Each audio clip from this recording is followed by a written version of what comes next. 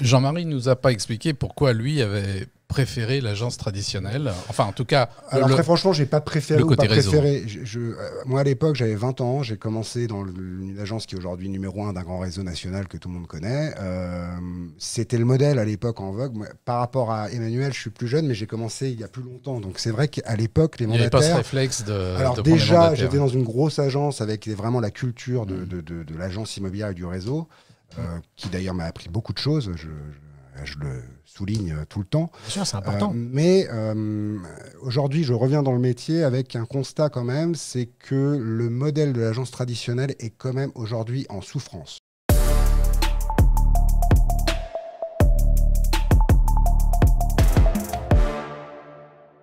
Les gens qui ne l'avouent pas, ce sont des gens qui, à mon avis, sont un peu désorientés aujourd'hui avec ce qui se passe. Mais là, le coronavirus, tout ce qui s'est passé, je pense que ça ne fait que renforcer justement les modèles de mandataires. Mais je pense quand même aussi que les mandataires se rendent compte qu'ils sont trop seuls. Ils n'ont pas de lieu de travail. Tu sais... Le problème de bosser en peignoir, on en revient à ça. Bon, Emmanuel y arrive à enlever son peignoir le matin, mais il y a beaucoup de gens qui n'y arrivent pas. Et du coup, quand on n'enlève pas son peignoir, on ne travaille pas. Qu'est-ce qu'il y a sur le peignoir? Non, mais c'est ce fameux peignoir. Non, mais je pense, Jean-Marie, il faudrait qu'on le souligne, c'est que d'un côté, certaines personnes, ça dépend en fait de... je pense que tous les modèles vont pouvoir coexister aujourd'hui. Oui, bien et sûr. D'ailleurs, les modèles avec... J'ai pas dit que toutes les agences allaient fermer, loin de là. Non, parce qu'il y a des agences qui ont des fortes notoriétés. Évidemment, mais souvent, vous verrez que c'est des agences qui ont des métiers à côté de gestion, de location, de syndic.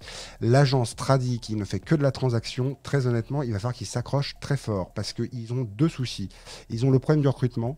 Parce qu'une agence traditionnelle aujourd'hui a des difficultés à payer au même niveau qu'un mandataire, que les réseaux de mandataires. Et le deuxième souci, c'est que les frais d'une agence, c'est exactement la même chose, c'est-à-dire que c'est lié. Les frais que comporte une agence en termes de local, le loyer d'un local et de tous les équipements que ça nécessite, font que le système est quand même aujourd'hui un petit peu attaqué de toutes parts. C'est-à-dire il est attaqué d'un côté par les charges fixes et il est attaqué aussi par un peu le dumping social. Alors moi, je vais donner des chiffres aussi. À l'inverse d'ailleurs, pas le dumping, mais c'est les négociateurs aujourd'hui, il faut les payer de mieux en mieux. Et du coup, oui, je pense que, bon, alors en fonction de l'implication des services, tu sais, il y a aussi des agences qui offrent des services de secrétaire, d'assistante commerciale, de réelle assistante commerciale d'ailleurs. Donc en fait, le conseiller, lui, peut se concentrer sur la production et derrière, il est aidé par les assistantes ou assistants d'ailleurs qui peuvent prendre le relais sur d'autres segmentations du métier.